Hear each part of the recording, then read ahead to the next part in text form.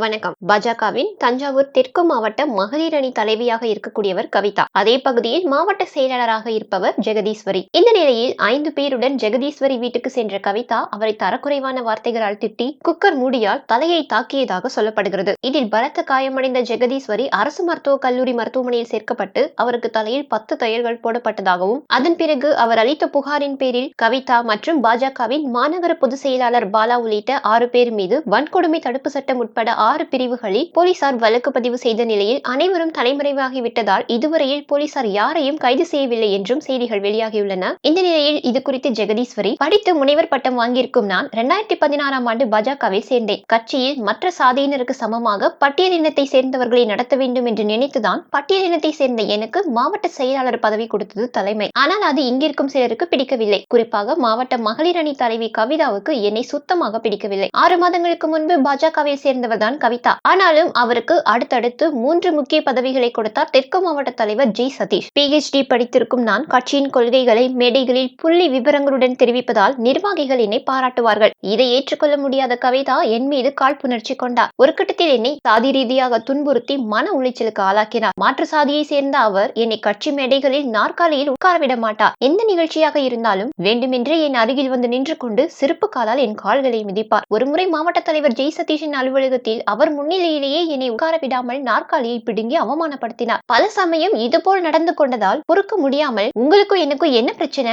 ஏன் இப்படி நடந்து கொள்றீங்க என்று வெளிப்படையாகவே கேட்டுவிட்டேன். உன் ஜாதி தான் எனக்கு பிரச்சனை, நீ எங்களுடன் சரிக்கு சமமா உட்கார்ந்து பேசுவியா என்று கேட்டதுதான் எனக்கு அதிர்ச்சியை தந்தது என்கிறார் ஜெகதீஸ்வரி. மேலும் இது குறித்து ஜெய் சதீஷிடம் முறையிட்டேன். அந்த கோபத்தில் ஒரு நாள் என் மீது இருசக்கர வாகனத்தை மோதி கொலை செய்ய முயன்றார். ஜெய் சதீஷிடம் மீண்டும் புகார் தெரிவித்தும் அவர் கவிதா மீது எந்த நடவடிக்கையும் எடுக்கவில்லை, கண்டிக்கவும் இல்லை. இந்த நிலையில்தான் கவிதா, மாநகர செயலாளர் பாலா உள்ளிட்டோர் என் வீட்டுக்கே வந்து என்னை தாக்கியிருக்கிறார்கள். இப்போதும் கட்சியில் இருக்கும் முக்கிய நிர்வாகிகள் சிலரே கவிதாவை போலீஸ் கைது செய்து விடாமல் அடைக்கலம் கொடுத்து காப்பாற்றி வருகிறார்கள். சிகிச்சையில் இருந்த என்னை பார்க்க வந்த ஜெய் சதீஷ், கவிதாவை மகளிர் அணி பதவியில் இருந்து எடுத்துவிட்டேன். பாலா மீது PCR கேஸ் ஏன் கொடுத்தீர்கள்? ஆத்திரத்தில் அவன் உங்களை ஏதாவது செய்துவிட்டால் என்ன செய்வீர்கள் என மிரட்டும் துணியில் பேசினார். கந்துவட்டி தொழில் செய்து வரும் கவிதா மீது பல புகார்கள் இருக்கின்றன. அது தெரிந்தும் தன் சாதியை சேர்ந்தவர் என்பதால் ஜெய் சதீஷ் கவிதாவுக்கு முக்கியத்துவம் கொடுக்கிறார். கவிதா என்னை அடிக்க வந்தது அவருக்கும் தெரியும். ஜெய் சதீஷ் நினைத்திருந்தால் இந்த பிரச்சனையை ஆரம்பத்திலேயே தடுத்திருக்கலாம். இப்போதும் கூட தனக்கு சிக்கல் வந்துவிடும் என்பதற்காகவே கவிதாவை பொறுப்பில் இருந்து நீக்கி இருக்கிறார். கவிதாவை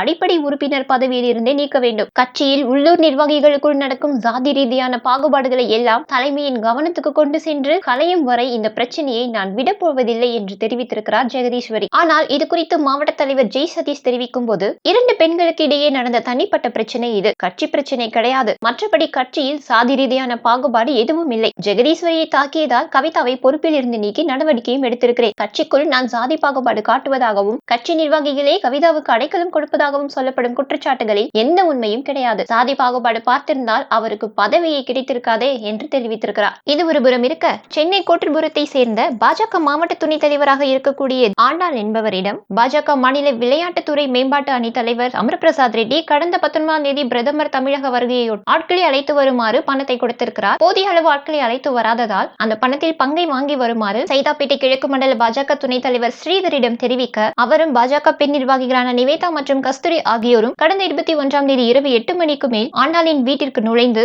இது சம்பந்தமாக வாக்குவாதம் செய்து தேவியின் மண்டையை உடைத்து ஸ்ரீதர் அவருடைய ஆடையை கலற்றி ஆபாசமாக திட்டிய நிலையில், இதை பற்றி வெளியே சொன்னாலோ பணத்தை திருப்பி தராவிட்டாலோ குடும்பத்தோடு கொலை செய்து விடுவதாகவும் மிரட்டி சென்றிருக்கிற நிலையில், மண்ணை உடைந்ததற்காக சிகிச்சை பெற்ற தேவி அதன் பின் பயந்து வீட்டை விட்டு வெளியே வராத நிலையில் உறவினர்களின் கட்டாயத்தின் பேரில் போலீசில் புகார் அளிக்க, போலீசார் அமர்பிரசாத் ரெட்டி, ஸ்ரீதர் மற்றும் பாஜக பெண் நிர்வாகிகளான நிவேதா மற்றும் கஸ்தூரி ஆகியோர் மீது 9 பிரிவுகளின் கீழ் வழக்கு பதிவு செய்திருக்கிறார்கள். இதன் அடிப்படையில் ஸ்ரீதர் கைது செய்யப்பட அமர்பிரசாத் ரெட்டி தலைமறைவாகியுள்ளதால் அவரை பிடிப்பதற்காக தனிப்படை அமைக்கப்பட்டுள்ளதாகவும் போலீசார் தகவல் தெரிவித்துள்ளதாக செய்திகள் வெளிவந்து பரபரப்பை ஏற்படுத்தினது. இப்படி தங்கள் சொந்த கட்சியில் ஒரு பிரச்சனைகள் என்றால் கொலை செய்து விடுவதாகவும் மண்டையை உடைத்தும் பிரச்சனை ஏற்படுத்தும் இவர்கள் நாளைக்கு பொதுமக்களுக்கு என்ன செய்வார்கள் என்பதை உங்களிடமே விட்டு விடுகிறோம். நாங்கள் பதிவிடும் வீடியோக்கள் உங்களுக்கு பிடித்திருந்தால் லைக், ஷேர் மற்றும் சப்ஸ்கிரைப் செய்து கொள்ளுங்கள். நன்றி, வணக்கம்.